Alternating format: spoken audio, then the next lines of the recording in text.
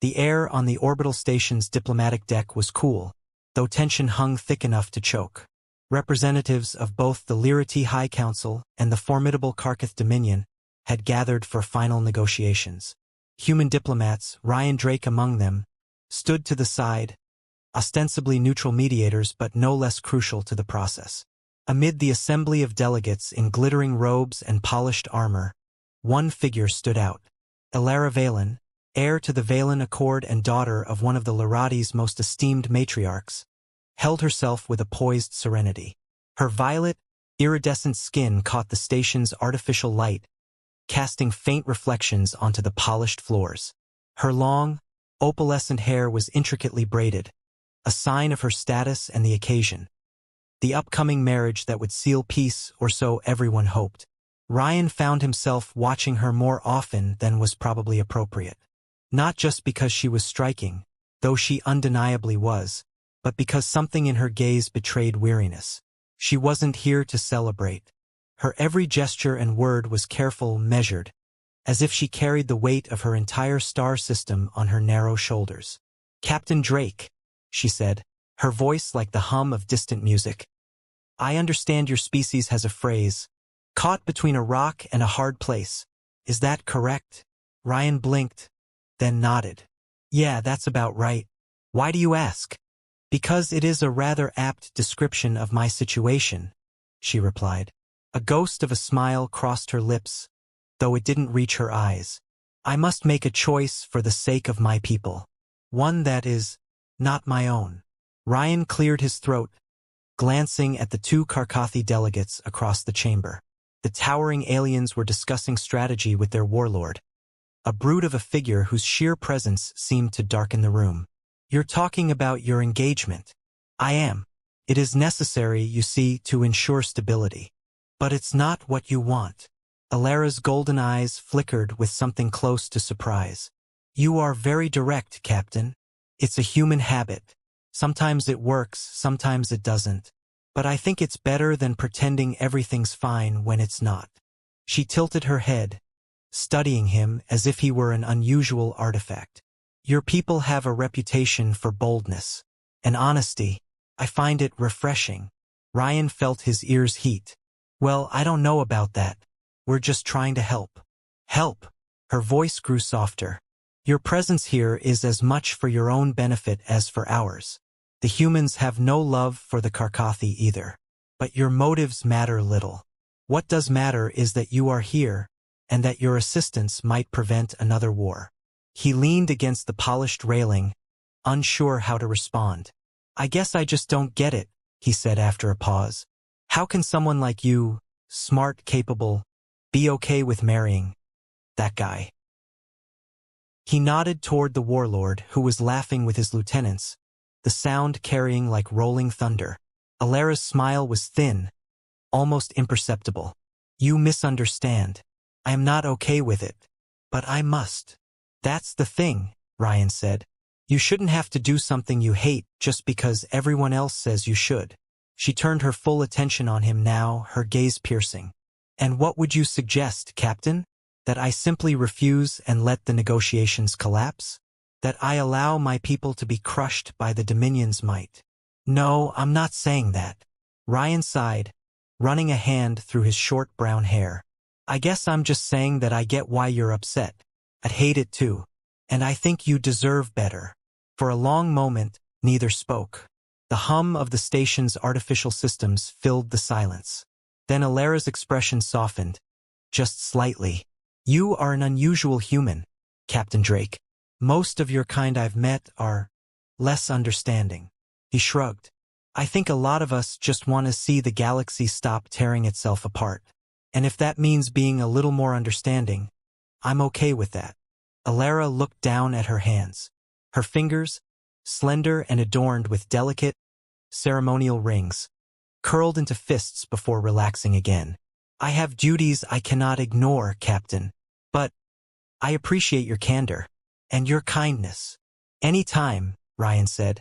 Then, more quietly, "I mean that." The announcement of the next round of talks cut their conversation short. Elara straightened, smoothing the fabric of her ceremonial robe. I must go. Thank you, Captain. I find your perspective enlightening. As she moved away, Ryan couldn't help but feel a pang of something he couldn't quite define. He watched her walk toward the conference chamber, where destiny waited in the form of a warlord she did not love. And for the first time since his deployment to the diplomatic station, Ryan Drake wondered if it was truly possible to change the course of events set in motion long before either of them had arrived. Chapter 2: First Contact.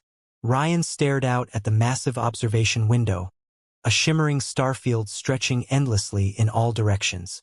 The diplomatic deck's common area was eerily quiet. Most of the delegates were still in session, hammering out the finer points of the ceasefire. He liked this time of day best. The relative calm, the faint hum of the station systems, the occasional low murmur of staff passing by. It was a good moment to think, to let his mind wander. You seem lost in thought.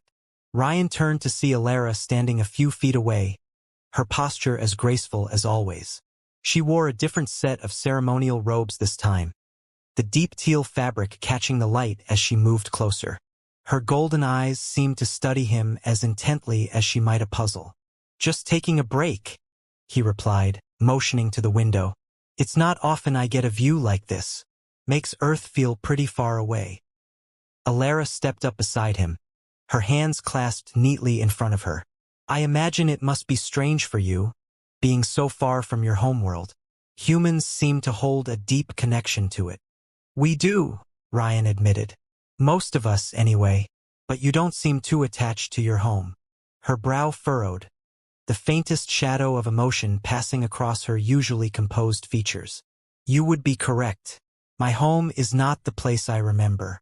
It has become different since the Dominion's influence began to spread. Ryan glanced sideways at her. Must be tough. Feeling like you don't have anywhere to return to. I would not say I have nowhere to return to, Alara said softly. But it is true that it does not feel the same. Still, duty demands I serve my people, regardless of how I might feel about the changes. Duty's a hell of a thing, Ryan said, leaning against the railing. I joined the diplomatic corps to help people. I wanted to make a difference, you know? And now that I'm here, I realize how much red tape there is, how many compromises we have to make just to keep things from falling apart. Alara tilted her head, her golden eyes narrowing slightly. I would not have expected you to feel that way, Captain. You seem unshaken. Believe me, Ryan said with a small laugh. I'm plenty shaken. I just don't show it as much. Probably comes with the job. She gave him a faint smile, her lips barely curving.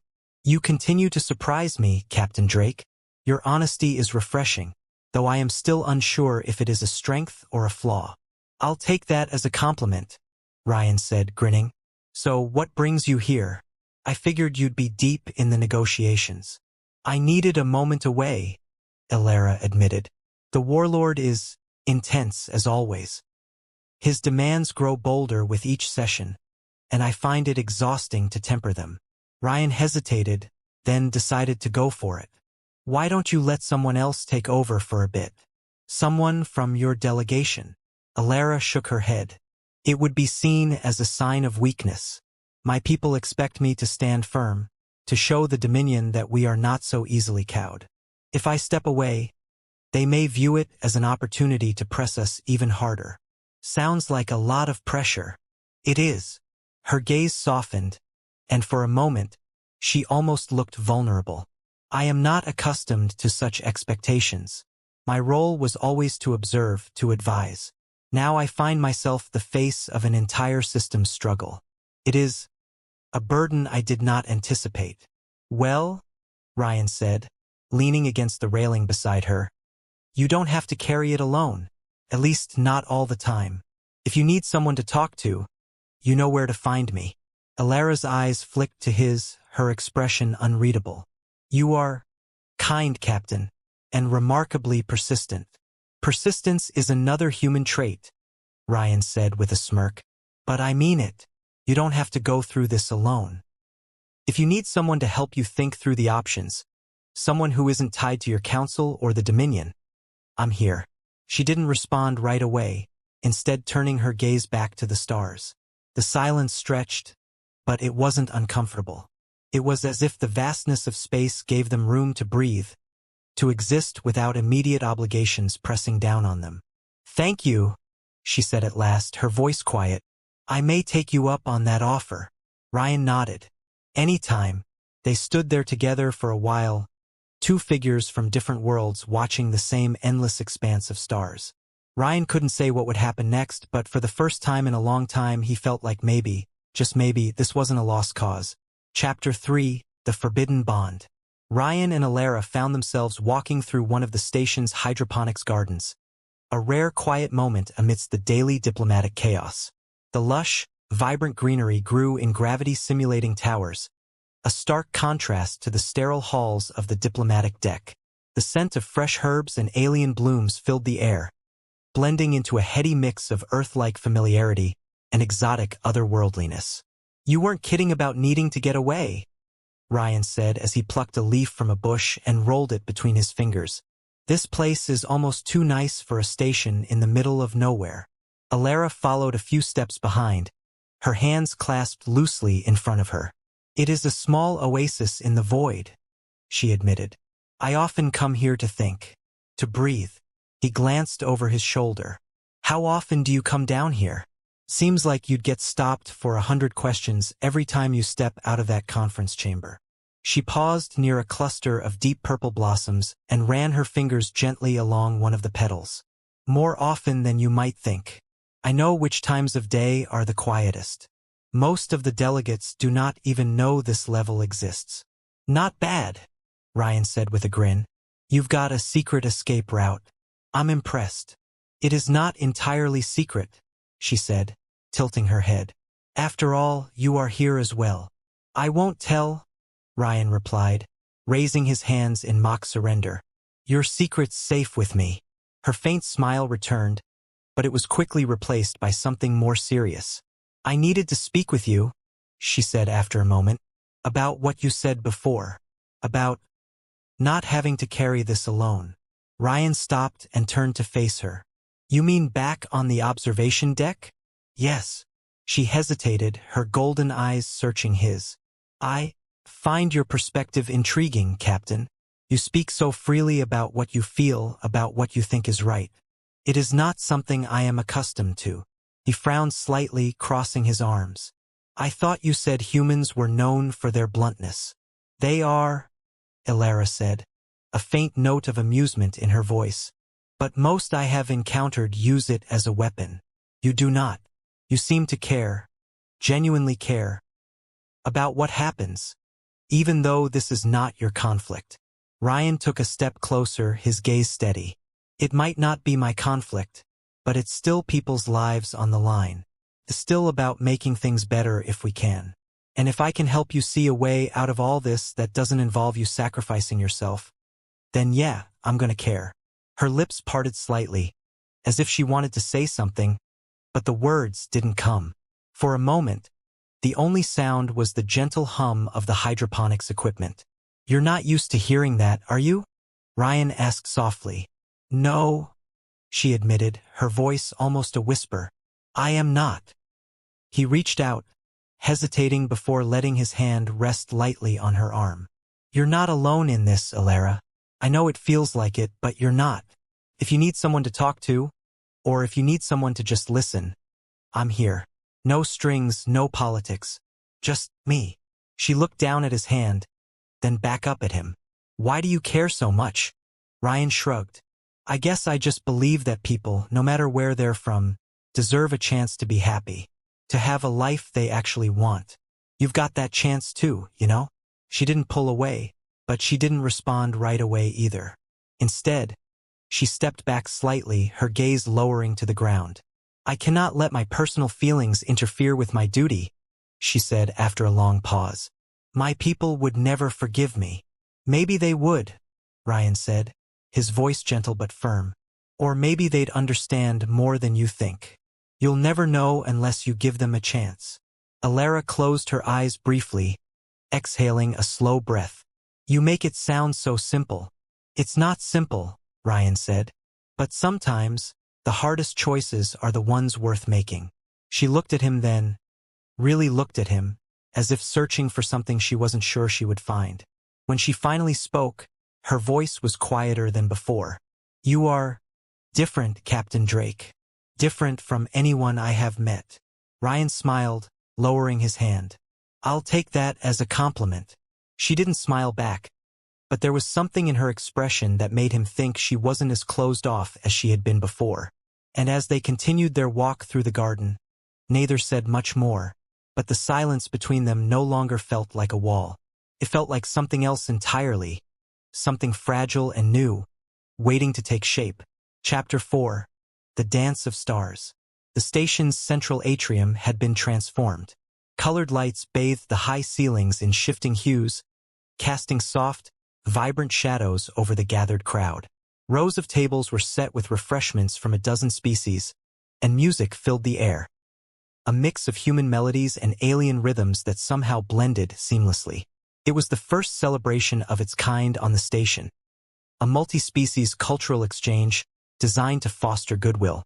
Ryan had to admit they'd done a good job. As a diplomat, he'd attended his share of galas and formal gatherings, but this one felt different.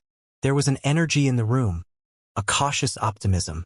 If nothing else, people from different worlds were talking, laughing, and sharing stories. It was a start. "Captain Drake." Alara's voice, smooth and melodic, cut through the crowd noise. When Ryan turned, he found her standing behind him, dressed in a flowing gown that shimmered like liquid silver under the lights. Her hair was styled differently, the intricate braids now adorned with small, glimmering crystals. She looked, well, there wasn't really a word for it. Stunning would have been an understatement. "Counselor Alara," Ryan replied with a smile, though he wasn't sure what title to use. "You look amazing."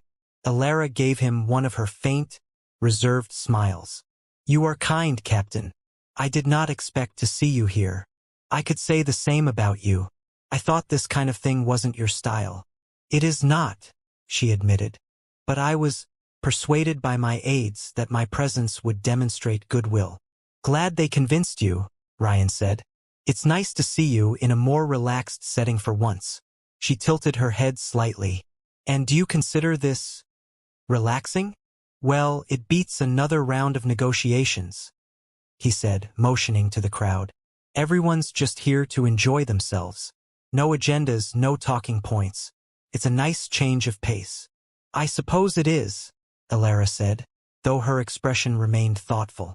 "But I find that I am still adjusting to the concept." Ryan raised an eyebrow. "Adjusting to this?" she said, gesturing to the bustling room. "To the mingling, the music. It is not something my people do often, not in this way. I find it curious." "Well, if you're curious, I could show you around," Ryan offered. "There's a lot to take in, and I'm pretty sure I know where they're hiding the good drinks." Alara hesitated, then gave a small nod. "Very well, Captain. Lead the way." He took her on a short tour of the atrium, pointing out the various displays set up by different delegations. They stopped at a table where an artist from the Nereid system was demonstrating a technique that used sound waves to shape liquid metal into intricate sculptures. Alara watched intently, her usually composed demeanor softening as she asked the artist a series of thoughtful questions.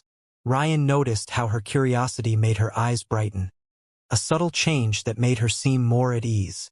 After a while, they circled back to the center of the room, where couples and groups had begun to gather on the makeshift dance floor. The music had shifted to something slower, more melodic. Ryan glanced at Alara, who was watching the dancers with a faintly puzzled expression. "You've never seen a dance like this, have you?" he asked. She shook her head. "Not in this manner. On my world, dances are more structured, ceremonial. This is different." "It's not as formal," Ryan said. "It's more about feeling the music and just moving with it. You don't need steps or patterns. Just go with the flow." Alara glanced at him, one eyebrow arching delicately. "Go with the flow?" "Yeah," Ryan said with a grin. "Here, I'll show you. Come on." She looked hesitant, her gaze flicking to the dance floor and back to him. "I do not think that would be appropriate." It's not like anyone's keeping score, Ryan said. It's just a dance. Besides, if anyone's allowed to have a little fun tonight, it's you. Alara seemed to weigh his words for a moment before sighing softly. Very well, Captain. Show me how it is done. Ryan led her onto the floor, finding a spot near the edge where they wouldn't attract too much attention.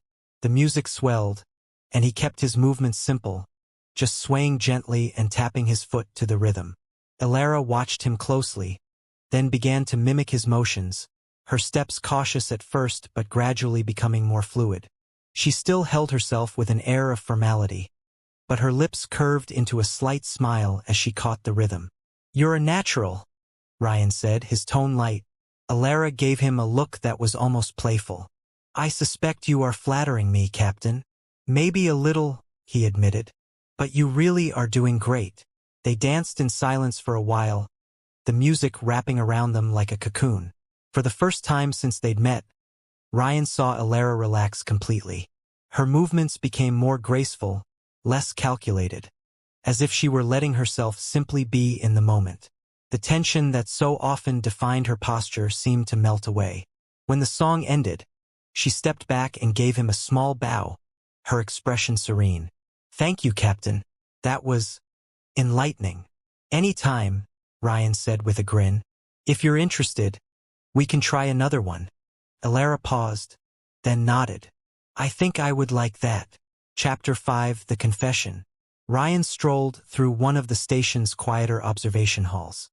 Dient stopped thinking about Alara, about her quiet strength and the moments of vulnerability she allowed him to see. Captain Drake. The familiar voice stopped him in his tracks. He turned to see Alara approaching from the opposite end of the corridor. She wasn't in her usual ceremonial attire. Instead, she wore a simple, flowing outfit in muted tones, making her seem almost approachable, almost human. Her golden eyes met his and Ryan felt his breath catch. Counselor Alara, he greeted her, trying to sound casual. What brings you here? I was looking for you, she said, her tone calm but edged with something more. She stopped a few feet away, clasping her hands in front of her. May I speak with you privately? Of course, Ryan said, gesturing to the row of wide observation windows that framed the stars beyond. This place is as private as it gets. Alara glanced around as if to confirm they were alone. Satisfied, she turned back to him, her expression unreadable. I have been considering your words, she began slowly, about not having to carry the burden alone, about finding a path that is my own. I meant what I said, Ryan replied. You shouldn't have to go through this just because someone else decided it was your duty. And yet it is my duty, she countered. But that does not mean I have not thought about other possibilities. Ryan tilted his head, studying her carefully. Other possibilities? Alara hesitated. You speak of choices and freedom as though they are easily attained. For you, perhaps they are. But for me, every decision is scrutinized. Every step I take is weighed against my responsibility to my people. Maybe, Ryan said, his voice steady, but you're still a person. You still have the right to be happy.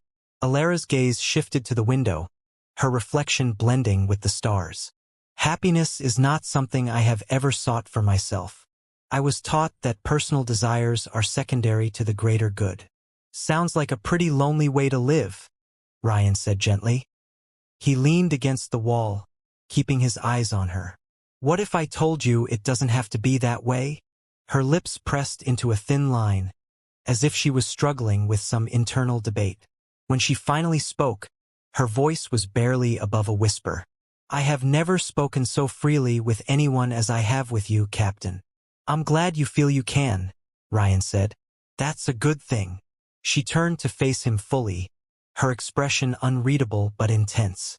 It is not something I should feel. I am meant to marry another, to unite my people and secure peace. What I feel for you, what I cannot ignore, is dangerous. For both of us. Ryan took a step closer, his heart pounding. Alara, I know what you will say, she interrupted. You will tell me that it is worth the risk, that I deserve more than duty. But what if we fail? What if the peace we have struggled to build crumbles because of my selfishness? You're not being selfish, Ryan said firmly. You're being human, well, not human, but you know what I mean. You're being real. And that's not something to be ashamed of. She looked away, her hands clenching into fists at her sides. You make it sound so simple. It's not simple, Ryan admitted. It's messy and complicated, and yeah, it might not work out the way we want. But it's worth trying. Because if we don't, we'll always wonder what might have been. For a long moment, neither of them spoke. The silence stretched, filled only by the soft hum of the station systems and the distant chatter of a few technicians down the corridor. Then, Alara looked up at him again, her golden eyes shining with something he couldn't quite define. I do not know how to proceed, she said finally. But I cannot deny what I feel. Ryan took a deep breath. You don't have to have all the answers right now. Just know that I'm here, and that I'm willing to figure this out with you. Alara closed her eyes briefly, exhaling slowly. I never thought I would meet someone who could make me question everything I have been taught. And yet, here you are. Here I am, Ryan said, his voice soft but steady. And I'm not going anywhere. When she opened her eyes again, her gaze was softer, almost vulnerable. Thank you, Ryan. I do not know what the future holds, but for now, I am grateful that you are here. He smiled. I'm glad you feel that way. And as the stars continued their endless journey beyond the window, Ryan felt something shift between them. It wasn't a resolution, not yet. But it was a beginning. Chapter 6. A Choice to Make. The station's small commissary was unusually quiet at this hour, which was exactly what Ryan had been hoping for. He had taken a seat near the corner, nursing a cup of steaming coffee that didn't taste anything like home, but at least it was hot and strong. His mind was tangled with thoughts of Alara. Their conversations over the past days had grown more personal, more complicated. Now every look she gave him, every subtle shift in her tone, lingered in his thoughts far longer than it should have. The sound of footsteps drew his attention. He looked up to see Alara stepping into the room, her silvery robes replaced by a simpler, flowing garment. It made her look more casual, almost approachable in a way he rarely saw. Her eyes met his and she paused, as if unsure whether to stay or leave. After a moment, she walked over to his table and stood across from him.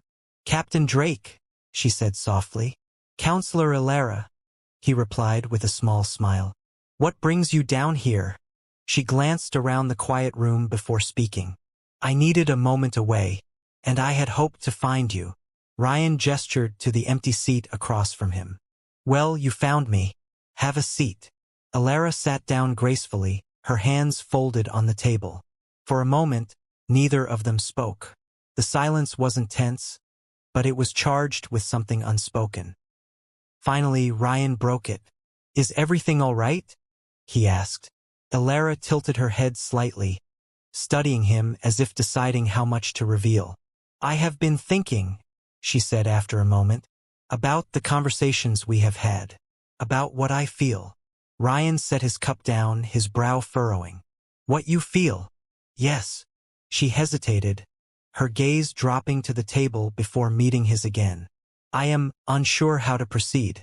What we have been doing, talking, sharing moments together, it is not something I ever anticipated. And now, I find myself questioning the path I am meant to take. You're talking about the wedding, Ryan said quietly. Alara nodded. Yes, the closer it draws, the more I feel conflicted. Conflicted how? Ryan asked, leaning forward slightly. What are you thinking? Her lips pressed into a thin line as she considered his question. I think, she said carefully, that I do not wish to bind myself to a future I do not choose. But I also know that if I refuse, the consequences could be severe. Ryan held her gaze. You mean the political consequences? The pressure from your people? Yes, she sighed softly. They expect me to do what is best for them, to secure their safety and prosperity. But what if the path they see as best is not the right one? What if I am not the one who should make this sacrifice? It shouldn't have to be a sacrifice, Ryan said. You deserve more than that.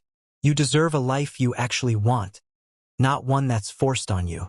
Alara looked away, her expression troubled. It is not that simple. I know it's not simple, Ryan said gently. But that doesn't mean you have to give up everything just because it's expected.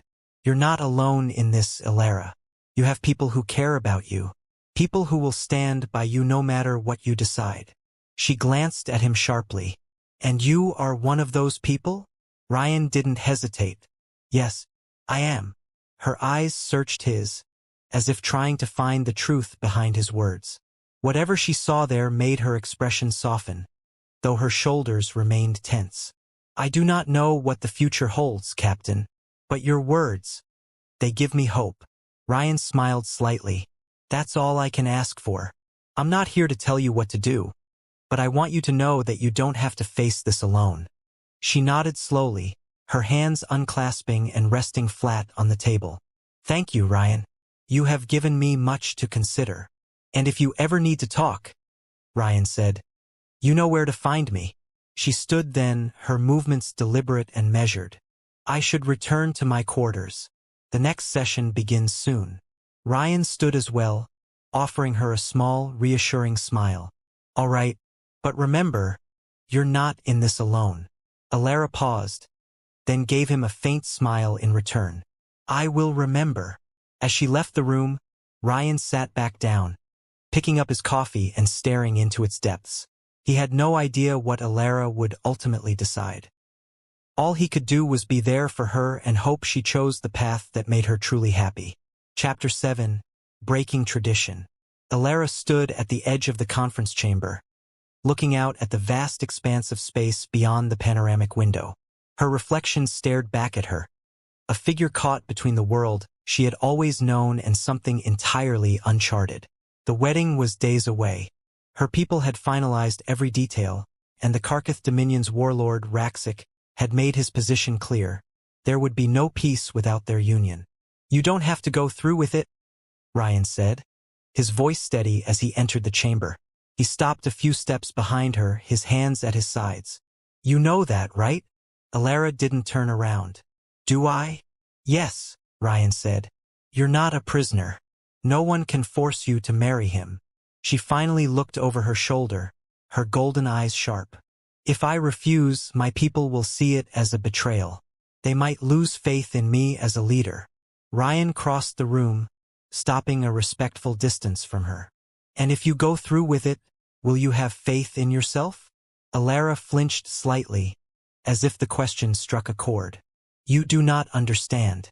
My people have relied on me to keep them safe, to make decisions that protect them from the Dominion's aggression. This union, as much as I despise it, may be the only way to ensure their survival.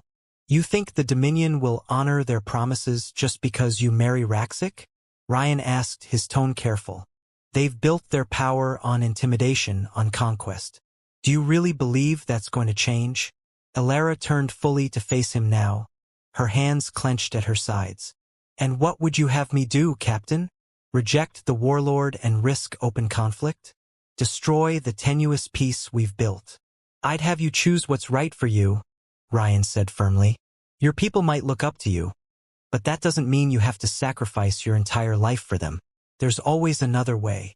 Her gaze faltered, and she glanced back toward the window. I do not know if I am brave enough to defy centuries of tradition. It's not about defying tradition, Ryan said, stepping closer. It's about choosing what you believe is best, what you can live with. Alara's shoulders tensed. You make it sound so easy. It's not, Ryan said, his voice softening. It's one of the hardest decisions you'll ever make. But I'll stand by you, whatever you choose. She looked at him then, her expression a mix of gratitude and uncertainty. Why do you care so much, Ryan? He hesitated, meeting her eyes.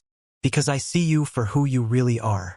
Not just a leader or a diplomat, but a person who deserves more than what's being forced on her. Alara took a slow breath, her hands unclenching. If I refuse, I must confront Raxic myself. He will demand answers that could anger him. I may put myself in danger. You won't be alone, Ryan said. We'll face him together. Her eyes searched his, and for a moment, there was a flicker of something close to trust. She gave a small nod. Very well. I will speak with him tonight. Good, Ryan said. And whatever happens, we'll figure it out. Alara turned back to the window, the faintest trace of a smile on her lips. You have a strange way of giving me courage, Captain. Ryan chuckled. It's part of the job. For the first time in what felt like days, Alara felt a glimmer of hope. Hope that maybe, just maybe, she could choose her own path without losing herself in the process. Chapter 8. A New Alliance. Alara waited in the negotiation chamber, her heart pounding harder than she cared to admit. The ornate room, with its polished stone table and hollow screens projecting the delicate borders of their star systems, had always been a place of careful diplomacy. But tonight it would become something else entirely. She had sent word to Raxic, the warlord of the Karkath Dominion, requesting a private audience before the formal wedding proceedings. It was a bold move and one that could end badly. Ryan stood beside her, his posture casual yet alert. He hadn't said much since they arrived, but his presence alone was enough to keep her steady. She glanced at him out of the corner of her eye, finding reassurance in the calm determination etched into his expression. I've got your back, he murmured, barely loud enough to be heard. She gave a small nod in response. There wasn't time for more. The heavy chamber doors slid open, and Raxic entered, flanked by two of his most trusted lieutenants. The warlord was a towering figure, his armor gleaming under the chamber's soft light.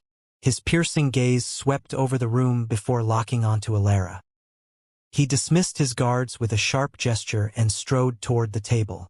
You asked for this meeting, counselor, Raxic said, his voice a deep rumble. What is it you wish to discuss so close to our union? Alara held her ground, drawing herself to her full height.